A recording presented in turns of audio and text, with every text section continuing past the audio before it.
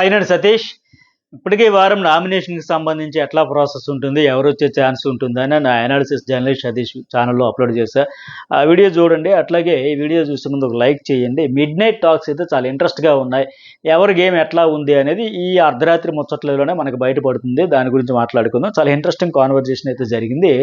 అట్లాగే పవన్ కళ్యాణ్కి సంబంధించి వాళ్ళు రాంగ్ ఫీడ్బ్యాక్ ఇవ్వడం వల్ల అతనికి అసలు ఫీడ్బ్యాకే తీసుకోవద్దు అని చెప్పి ఒక ఫీడ్బ్యాక్ హోస్ట్ నుంచి రావడంతో చాలా కన్ఫ్యూజ్ అయిపోతూ ఉన్నాడు. తనూజకేమో ఫీడ్బ్యాక్ తీసుకొని చెప్పి ఇతడికేమో ఫీడ్బ్యాక్ వద్దు అని చెబితే మరి ఏ కంటెస్టెంట్ అయినా సరే అయోమయానికి గురైపోతాడు. ఏంటి ఫ్రెండ్స్ చెప్పే మాట వినాలా, హోస్ట్ చెప్పే మాట వినాలని ఫైనల్గా హోస్ట్ మాట వింటారు కదా. సో అతను ఎందుకు అలా టార్గెట్ చేశారో, అతని గేమ్ ఎట్లా పాడైపోతుంది, రియలైజ్ అయ్యాడు. ఆయన ఎందుకు రియలైజ్ అయ్యాడు, ఏ విషయంలో అతని మిస్టేక్స్ అన్ని తెలుసుకునేసరికి ఎట్లా అని చెప్పి ఒక మాట్లాడాడు. ఆ వీడియో నేను జర్నలిస్ట్ సర్వీస్లో మిడ్ నైట్ అప్లోడ్ చేశా. ఆ వీడియో మిస్ కాకుండా చూడండి. ఇక ఈ వీడియోలో ఏంటంటే గౌరవ్ సేవ్ అయ్యాడు కదా పాపం. వారం అంతా టార్చర్ నరకం చూసేసాడు ఆయన. నామినేట్ అయిపోతున్నాము. గత వారం అంటే కెప్టెన్ అయ్యాడు. అతను ఎఫర్ట్స్ అయితే పెడుతున్నాడు. అతని ఫిజికల్ టాస్క్లు వచ్చేసరికి 100% ఇస్తా ఉన్నాడు. పాయింట్స్ వచ్చేటప్పుడు మాట్లాడడానికి ట్రై చేస్తూ ఉన్నాడు. కాకపోతే లాంగ్వేజ్ ప్రాబ్లం వల్ల డల్గా కొద్దిగా ఎక్స్ప్రెస్ చేయలేకపోతున్నాడు. నేను మన గత సీజన్లో ప్రిన్స్ ఎవరు మాదిరిగా ఉంటాడేమో అనుకుంటే కాస్త కోస్త అతనికి లాంగ్వేజ్ వచ్చు. బట్ ఈ సీజన్లో లాంగ్వేజ్ రాని ఫ్లోరా మాదిరిగా కొన్ని సందర్భాలు కాదు, మరీ అంత దారుణంగా కాదు. ఓపెన్ అప్ అయితే ఉన్నాడు. రాము ఆ నామినేషన్ చేయడం వల్ల చాలా టెన్షన్ పడడం వల్ల పిచ్చెక్కించేశాడు కనుక రాముకైతే వారం అంతా వేసుకున్నాడు. పైగా రాము కూడా నరకం చూసేసాడు. లాస్ట్లో తనుజని కూడా బతిమలు ఆడుకున్నాడు కదా, ప్లీజ్ ఒక లైఫ్ బాగుంది, కాళ్ళు పట్టుకొని వేళ్ళు పట్టుకొని ఇంత గిలగిల్ల ఆడిపోతే తనుజ కూడా కసిరి బొమ్మల్లో తప్పులేదు. సిల్లి నామినేషన్ చేయడం ఎందుకు, ఇలా బతిమలు ఆడడం ఎందుకని ఆడు కోప్పడడంలో. అయితే మళ్ళీ గౌరవ్ సేవ్ అయిపోయిన తర్వాత వచ్చే వారం అయినా సరే వ్యాలిడ్ రీజన్తో నామినేషన్ చెయ్యి, నాకు చాలా కోపం ఉంది, నాకు తమ్ముడు లాంటి వేస్ట్ రీజన్తో చేసేసావు, ఏంది నాకు కెప్టెన్సీ బాగోలేదు, ఎవరు చెప్పి నీ బాగాలేదని, ఆడియన్స్ నాకు సేవ్ చేశారంటే అర్థం ఏంటి, నేను కెప్టెన్సీ బాగా చేశాను, ఆడియన్స్ తెలుసు నా గేమ్ ఏంటో, ఒకసారి ఈ తింగర పనులు అయితే చేయకని మాదిరిగా నిజంగా రాము పాప అయ్యా అనవసరంగా చేశానని వారం అంతా గిలగల్లి ఆడిపోయాడు. ఇకపైన అయితే బహుశా చేయకపోవచ్చు. ఒకవేళ గౌరవ్ ఎలిమినేట్ అయిపోతే గౌరవ్ కంటే ఎక్కువ బాధపడేది రాము రాదేడు, నో డౌట్. ఇకైతే కొద్దిగా వ్యాలిడ్ పాయింట్స్తో నామినేషన్ చేస్తాడేమో అనుకున్నాం. ఇక రెండో టాపిక్ ఏంటంటే కాన్వర్జేషన్, దివ్య బర్నీ ఆ జైలు దగ్గర కూర్చొని చాలాసేపు ముచ్చట్లు పెట్టారు. ఇక్కడ ఓవరాల్గా కాన్వర్జేషన్ చూస్తే బర్నీ తన సీజన్ 9లో తన జర్నీలో చేసిన మిస్టేక్స్ ఏంటి అనేది క్లియర్గా అర్థం చేసుకుంటున్నాడు, రియలైజ్ అవుతూ ఉన్నాడు. మరి ఆట మార్చుకోవడం కూడా అతని చేతిలోనే ఉంది. ఆలోచన అయితే వచ్చింది. ఆయనే చెప్పాడు స్వయంగా. ఏమంటే బర్నీతో వీళ్ళిద్దరు కాన్వర్సేషన్ ఇంట్రెస్ట్గా ఉంటుంది, స్కిప్ చేయకుండా చూడండి. మీకు ఏదైనా ఎవరైనా అడిగితే ఎప్పుడెప్పుడు ఆ చరిత్ర అంతా చెప్పకండి, అంత లిస్ట్ పెట్టుకున్నాడు అనుకుంటారు. అవసరం లేదంటే అదే కదా.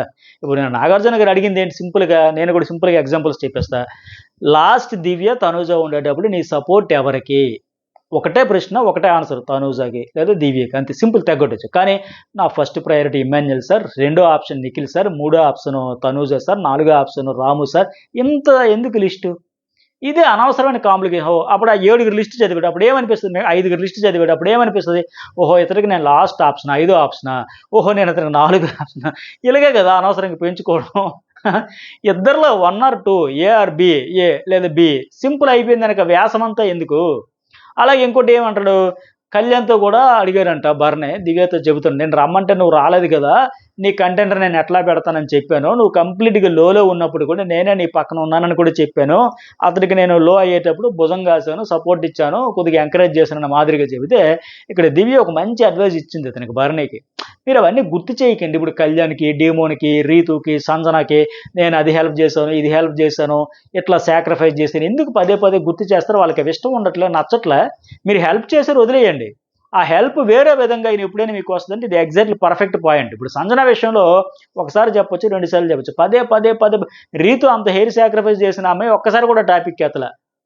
తనుజ ఒకసారి మరీ పోపు గొడవలో పీక్స్కి వెళ్ళిపోయినప్పుడు ఒక్కసారి పాపం ఫ్రస్ట్రేషన్లు అనింది తప్ప ఆవిడ కూడా పట్టించుకోలే. అట్లాగే ఇంకా ఎవరు సాక్రిఫైస్ చేసినా ఇమాన్యుయల్ అంటే ఎటు చెప్పడం అనుకోండి, ఇతడు ఒక 10 సార్లు వచ్చిన వైల్డ్ కార్డులు అందరూ 6 సార్లు క్యాసెట్ పెట్టి నేను సంజనకి హెల్ప్ చేసా. ఆ రోజు వాస్తవానికి సైలెంట్గా ఇతను ఉండబట్టి ఆవిడ ఎవిక్షన్ మిడ్ వీక్ ఎలిమినేషన్ చెప్పి ఆవిడని బయటికి పంపారు. ఆ రోజు ఒక స్టాండ్ తీసుకుంటే బాగుండేది కదా. ఆ రోజు కూడా కళ్యాణ్ స్టాండ్ తీసుకుని ఒక ఒపీనియన్ చెప్పాడు కదా, ఆవిడ ఏదో ఒకటి రైటర్ రాంగ్ కంటెంట్ ఇస్తుంది, గేమ్ ఆడుతుంది, బట్ ఆడకుండా ఉండే వాళ్ళు కూడా ఉన్నారు కదా, ఆయన స్టాండ్ తీసుకుని ఇతడు చెప్పలే. కానీ ఎనీవే ఒకటికి 10 సార్లు చేసిన సాయం గురించి చెప్పకూడదు. అంతసారి చెప్పడం వల్ల ఇతడే లోకువైతాడు తప్ప ఇతనికి వచ్చేది ఏమి ఉండదు. ఆడియన్స్ అని గుర్తుపెట్టుకుంటారు కదా! సో, అట్లాగే ఇంకోటేంటంటే భరణి అంటాడు, "కళ్యాణ్ ఇంతకి నీకు సపోర్టా? తనూజకి సపోర్టా?" అంటే తను తనూజకి సపోర్ట్ చేస్తానని చెప్పేసాడు. అంటే మరి డీమోన్ ఎందుకు తనూజకి చేసాడు సపోర్టు అంటే, "డీమోన్ నాకు ఫ్రెండే గాని వాళ్ళు ఫస్ట్ నుంచి ఫ్రెండ్స్ కదా! పైగా తనూజ 3 రోజుల నుంచి అడుగుతుందంట. అందుకు మాటిచ్చాడంట. అందుకోసం" అని చెప్పిద్ది ఆవిడ. చెప్పేసిన తర్వాత భరణి ఇక్కడే బాధపడతాడు. అదేంటో గాని నేను ఏది చేసినా జెన్యూన్‌గా చేయాలనుకున్నా ఫైనల్‌గా అటు తిరిగి వచ్చేసరికి ఇలా సేఫ్ అని వెళ్ళిపోతా ఉంది. పైగా ఇంతమంది ఇన్ని మాటలు పడాల్సి వస్తుంది నీకంటే, ఎందుకంటే దివ్య ఒక మాట అడిగింది. నేను నోరు పడిపోయినట్టుగా "భరణి గారు రండి, భరణి గారు రండి, భరణి గారు, భరణి గారు ఎక్కండి, ఎక్కండి, ఎక్కండి స్టేజ్‌ని" అన్ని సార్లు పిలిచాను. మీరు ఎక్కేసి ఉండుంటే ఈ సేఫ్ ప్లేయరు అనే మాట పడే ఉండేది కాదు కదా! ఇదే కదా సేఫ్ గేము. ఇప్పుడు మీ గురించి అందరిని అక్కడ వీకెండ్‌లో 'నాగార్జున గారు ఇదే కదా సేఫ్ గేమ్' అని అక్కడ ఆడియన్స్‌ని అడగడం. అట్లాగే సుమను భరణిది సేఫ్ గేమ్ అంటే సేఫ్ గేమే సార్. రాము భరణిది సేఫ్ గేమ్ అంటే సేఫ్ గేమే సార్. ఇంతమందితో చెప్పించుకోవడం, అనిపించుకోవడం మీకు ఇవన్నీ అవసరమా? ఎన్ని సార్లు, ఎన్ని వారాలు ఎంతమందితో చెప్పించుకుంటారండి? ఇదే సేఫ్ గేమ్ కదని ఆవిడ క్లియర్‌గా చక్కగా చెప్పింది దివ్య. ఒక రకంగా మంచిదే. ఆయనకే మంచిదే. చూసేవాళ్ళకి అబ్బా! మళ్ళీ జైలు దగ్గర కూర్చొని ఏందిరా నాయన ఈ అర్ధరాత్రి మాకిది. గతంలో కూడా ఇట్లాగే, ఇప్పుడు ఇట్లాగే ఓ గంటల గంటల ముచ్చట్లు పెట్టుకొని అనేసి అనిపించొచ్చు కానీ, భరణికైతే వాలిడ్ ఫీడ్‌బ్యాక్ ఇచ్చి ఆయన గేమ్‌నైతే అనలైజ్ చేసుకుంటున్నారు. మంచిదే మార్చుకుంటే. బట్ భరణి అక్కడికి అర్థమైంది. అవును, అవును నాకు అర్థమైతుంది. నేను ఆ సేఫ్ గేమ్ అలా అనిపించుకునేది నీకు ఇన్ని మాటలు పడాల్సొస్తుంది. నిజమే. నేను కూడా ముందే స్టేజ్ ఎక్కేసి తర్వాత కళ్యాణ్‌కి చెప్పుకోవాల్సింది, తనూజకి చెప్పుకోవాల్సింది అంటాడు. ఇది ఎగ్జాక్ట్‌లీ పర్ఫెక్ట్. ఈ స్టేజ్ ఎక్కేసి అయిపోయిన తర్వాత నేనిక్కడ దివ్యకి సపోర్ట్ చేస్తున్నా. చెప్పేసి తర్వాత ఎందుకు చేయాల్సొచ్చింది చెప్పుకోవచ్చు కదా! ఆ అమ్మాయి నా కోసం ఒక టాస్క్ ఆడింది. నువ్వు కూడా సపోర్ట్ ఇచ్చావు. బట్ ఆవిడ ఫిజికల్‌గా అండ్ మోరల్లీ, వోకల్లీ, ఫిజికల్లీ ఆడింది. నువ్వు వోకల్లీ ఇచ్చావు. సో అండ్ సో ఏదో ఒకటి కన్విన్స్ చేసుకోవచ్చు కదా! ఆ అమ్మాయికి ఇంతవరకు ఫేవర్ చేయలేదని అలిగింది, హర్ట్ అయ్యింది, ఏడిచింది. ఇప్పుడు 10 సార్లు బతిమిలాడింది. ఏదో ఒకటి చెప్పుకోవచ్చు. మీ డెసిషన్ మీరు ఎందుకు అనేది సమర్థించుకోవచ్చు. బట్ ఏమైతడు అందుకే ఇక్కడ బాధపడుతున్నాడు. నిజమే నేనే ముందు ఎక్కియాల్సింది. తర్వాత ఆళ్ళకి చెప్పుకోవాల్సింది. అట్లా జేయకుండా కానీ నేను చెయ్యాలని జేయట్లా. అనుకోకుండా ఫైనల్‌కొచ్చేసరికి ఇలా బిస్కెట్ అయిపోతుంది. అందుకే సేఫ్ గేమ్ అని మాటలు పడాల్సొస్తుందని చెబుతాను. నిజమే గదా! మనం జెప్పింది అదే గదా!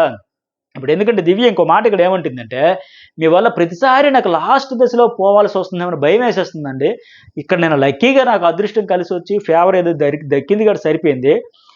నిఖిల్ ఒకవేళ స్టేజ్ ఎక్కేసుంటే నా పరిస్థితి మీ వల్లే బోయేది గదా! మీకు 2 నిమిషాల 14 నిమిషాలు 2 నిమిషాల 14 సెకండ్ల టైమ్ ఇచ్చినా మీకు చాలలేదా? అంటే ఇక్కడ భరణి కొద్దిగా హర్ట్ అయ్యాడు. అంటే ఏంటి? నీకసలు నేను ఏ విషయంలో కూడా హెల్ప్ చేయలేదా? నా వల్ల నీకేం జరగలేదా?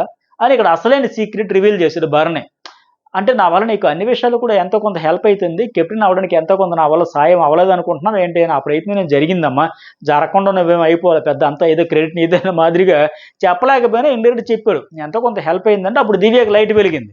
అంటే ఏంటి మీరేదో హెల్ప్ చేసారైతే చేసిన దానికి చెప్పడానికి ఎందుకు చెప్పట్లేదు?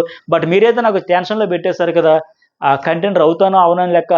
సరే మీరేదైతే నాకు కంటెండర్ ఇచ్చారో నేను కంటెండర్ అయ్యాను. ఆ తర్వాత నా ప్రయత్నం చేసి నేను గెలిచాను అంటూ రామురాథుడు, సుమను, సాయి, సంజన, ఇమ్మాన్యుయల్ నాకు ఈ ఐదుగురు సపోర్ట్ చేశారు అని చెప్పి ఇమ్మాన్యుయల్ ఎందుకంటే నాతో ఎప్పటినుంచో ఒక ఫ్రెండ్లీ బాండ్ ఉంది. తనుజకి ఆవిడకి గొడవలు అతనికి గొడవ ఉన్నా లేకపోయినా నాతో ఒక పాజిటివ్ వైబ్ ఉంది. ఆవిడతో చాలా సందర్భాల్లో కూర్చొని అట్లా ఇట్లా మాట్లాడేవారు. అందువల్ల చేశాడు. సంజన నా మీద ఇష్టం కంటే తనూజ వద్దనుకొని వచ్చి నాకు చేసింది. అట్లాగే సాయి నేనడిగితే నీకు చేస్తాను, హెల్ప్ చేస్తాను అన్నాడు. అట్లాగే సుమన్ శెట్టి ఇటు తనుజ నన్ను కంపేర్ చేసుకుంటే ఆయన మొన్న కూడా చెప్పాడు. ఈవిడ కామ్‌గా, కూల్‌గా తన పని తను చేసుకుంటూ పోతది. తనుజ అట్లా కాదని. సో వీళ్ళందరూ నా మొహం చూసి నేను అడగబట్టి ఏదో రకంగా నాకు వేశారు. ఆ రాము మాత్రం మీరు మాట్లాడారో లేదో నాకు తెలీదు గానీ, భరణి అన్న నా టాస్క్ అడిగి గెలిపించావు కాబట్టి నీకు సపోర్ట్ చేస్తున్నా అన్నాడు. బహుశా అతనితో మీరు మాట్లాడారేమో లెక్క దివ్య చెప్పింది. చెబితే ఇక్కడ భరణి క్లియర్‌గా అసలు విషయం అయితే రివీల్ చేశాడు. ఏమంటే నేను హెల్ప్ చేశాను.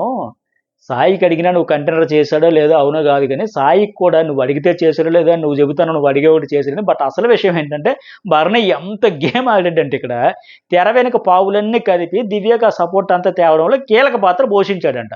ఆల్మోస్ట్ ఇప్పుడు ఎవరైతే ఐదుగురు నాకు ఓటు వేశారన్నారో, ఆ ఐదుగురికి కూడా భరణి ఇన్‌ఫ్లుయెన్స్ చేశాడు. ప్రయత్నం అయితే చేశాడు.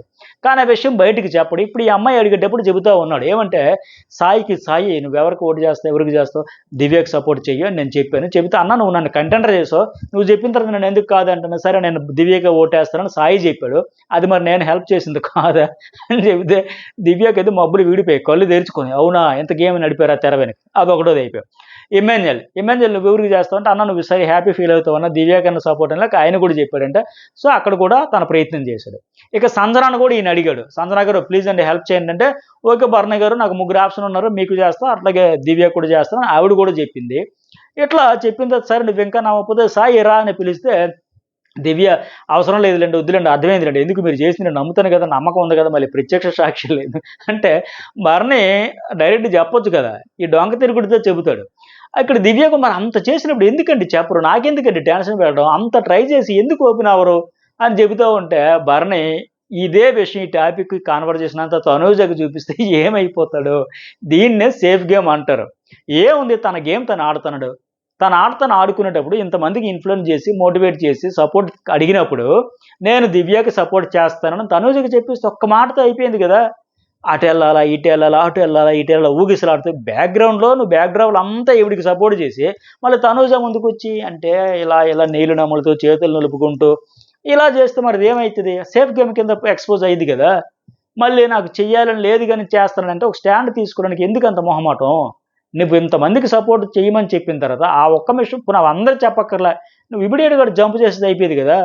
వాళ్ళందరికీ ఇప్పుడు మాకేమో దివ్యకి సపోర్ట్ చేయమని చెప్పాడు, ఇతడు మాత్రం ఆ ఊగిసలాట ధోరణి ఏంటి, గోడ మీద పిల్లలు కానీ అందరూ అనుకుంటారు కదా. అందుకే అర్థమవుతుంది Bharani safe game safe game safe game అని. అప్పుడు దివ్య అంటది అంటే మీ వల్ల నాకు హెల్ప్ లేదని కాదు, అలాగే నెగిటివ్ కూడా లేదు, కానీ నా భయం ఏంటంటే మీ నుంచి హెల్ప్ కోరుకున్న ప్రతిసారి చాలా భయంగా కోరుకోవాల్సి వస్తుంది, ఎందుకంటే లాస్ట్ మినిట్లో ఎక్కడ బిస్కెట్ అయిపోతానో అని చెప్పేసి మన ఇద్దరం టీమప్ అయ్యేప్పుడు ఆడారు ఇద్దరిద్దరు టీమప్, ఆ రోజు కూడా భయంగా ఉన్నా, ఎందుకంటే తనూజ మీతో మాట్లాడినప్పుడు ఎక్కడ మనసు మార్చుకుంటారా అనుకుని భయపడ్డా. నేను వర్తి కదా, నా వరకు వచ్చేసరికి ప్రతిసారి తనూజ పోటీ వస్తే మీరు ఎక్కడ తనూజ కోసం ఒక సెకండ్ కూడా ఆలోచించకుండా చేసేస్తారు, ఆమెకు చేసినంత నాకు చెయ్యక్కర్లేదు, కానీ నేను కూడా డిజర్వే కదా ఆ సపోర్ట్ కోసం, ఎప్పుడు ఎవరిని అడగను మిమ్మల్ని అడుగుతానని దివ్య ఒక్క ఆమె చాలు ఈ భరణి ఆట కోసం. ఆయనేమో బయటికి వెళ్ళి చూసి వచ్చాడు కనుక ఈ బాండ్ చూద్దాం నిన్నటికీ చెప్పాడు, గౌరవ విషయంలో నువ్వెందుకు జోక్యం చేసుకున్నావు, మాధురి విషయంలో నువ్వెందుకు చూసుకున్నావు, వాళ్ళిద్దరికీ నాకు ఇష్యూ ఉంటే నేను తేల్చుకుంటా కదా నువ్వెందుకని. బట్ ఈవిడ ఇంకా మరింత మన బంధం అండి, మన అనుబంధం అండి, మనం విడిపోకూడదండి, మనం అన్న చెల్లి కలిసే ఉండాలండి, నాకు మీరు మీకు నేను, మీరు నాకు చెయ్యకపోయినా నేను మీకు సపోర్ట్ చేస్తాను లేక చెబుతూ ఉండి అడుగుతూ ఉంటే భరణి ఇంకేం చెబుతాడు, ఇంతమంది సపోర్ట్ చేసి కూడా. ఆవిడకైతే టెన్షన్ ఉండిపోయిందంట, ఎందుకు ఆ టెన్షన్ పెట్టడం. అందుకే వాళ్ళందరూ అంటారు బాబోయ్ మీరు హామీ ఇచ్చారంటే అవుతుందో లేదో ఒక నమ్మకం ఉండదండి, ఎందుకంటే 10 మందికి హామీలు ఇచ్చిస్తే ఎవరికి నిలబెట్టుకుంటాడు.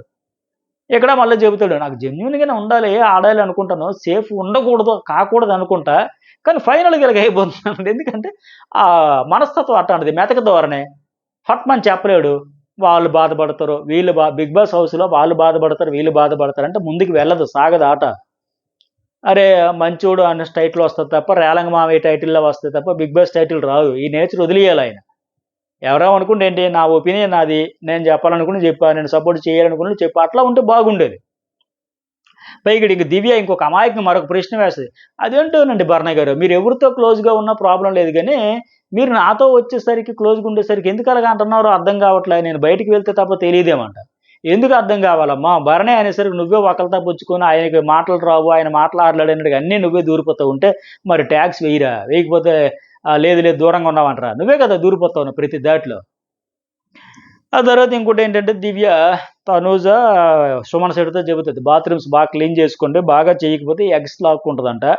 అట్లాగే అందరికి కూడా ఒక వార్నింగ్ టైప్ ఇస్తుంది ఇవిడు, చాలా యాటిట్యూడ్తో చెబుతుంది. కెప్టెన్ అంటే ఏమనుకుంటున్నారు, నిన్న మాధురికి చెప్పినట్టుగానే ఎవరైతే తమ డిపార్ట్మెంట్స్ వర్క్స్ బాగా చేస్తారో వాళ్ళకంట ఎవరైతే బాగా చేయరో వాళ్ళ ఎగ్స్ తీసుకొని లాక్కొని వీళ్ళకి ఇచ్చేస్తుందంటే, సో కంప్లైంట్స్ లేకుండా బాగా చూసుకోండి, ఎలాంటి ఎంజాయ్ చేయండి అన్నట్టు చెబుతూ ఉంది.